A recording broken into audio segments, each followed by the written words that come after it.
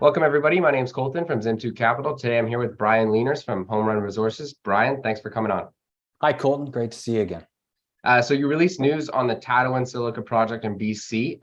Can you tell us what these samples mean? Yeah, the samples are important, obviously, because they're the first ones that we've taken at the project. We knew the project was quite large, so the samples come from a fairly large area, but we were pleasantly surprised by the high grades of silica and the low grades of impurities. So the grade was really good, like you said, but was there something that brought the average grade of 98.8% down a little bit? Yeah, some of the samples were taken close to the contact zone between the quartz and the shale that's in the area, and so those ones had a higher level of impurities. And it's actually a demonstration of how quickly, even though you still appear to be in quartz, how quickly you can see grade deterioration. The nice thing is we see where the controls on that are. It's a peripheral issue to where the higher quality grade sits within that zone or those zones. So there's a lot of opportunity there based on the sheer size of the endowment of quartz. And so you have some planned metallurgical work. What will that tell you?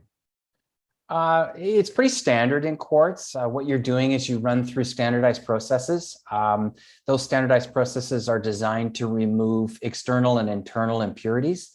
So we'll go through those processes and see where we effectively end up at the end of that. And that'll determine which end uses are probable for the product that is at Tatooine and which ones are not. Mm-hmm. But at this point in time, based on the raw grade in the ground, it looks like we're not cutting off any opportunity. I think if we can remove the residual impurities using those standard processes, then we've got a great product. Yeah, and that ties into, well, actually, maybe you can explain how that does tie into securing the globally distributed book of high quality silica you guys have been mentioning over and over. Yeah, silica is an interesting product in the sense that when you compare it to something like gold, with gold, you're removing almost everything because everything's an impurity with a tiny amount of gold. Let's call it a gram versus everything else that's in that ton. Whereas it's the exact opposite for silica. You're removing that small amount of impurities, and the product is actually is a lot of that ton, dominant. So from that perspective, logistics is really important, transportation in particular. So being close to markets that are looking for these products is actually a competitive advantage. And obviously with what's going on in Canada and the US, and this energy transition, silica is an extremely important part of that.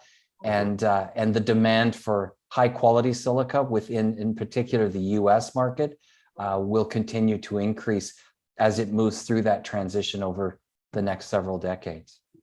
Okay, and then moving down to the Brazilian project, is there any additional workings or updates on that side? Yeah, we're getting to the latter stages, if not the last stage of the agreement process. Brazil takes its holidays fairly seriously, and the entire month of June is a general holiday. Not everyone is not going to work, but the level of work or the efficiency of work tends to be muted during the month of June because of that month-long holiday. So we're on the other side of that now. We're moving forward quite quickly. Cool. Well, we're excited to hear, and I'm sure we'll talk as soon as there is any updates on that front. But Brian, thanks for coming on again. Is there anything else you wanted to lead on? No, that's great. And we appreciate the following, Colton. Thanks a lot, Brian. We'll chat soon. Thank you. Will do.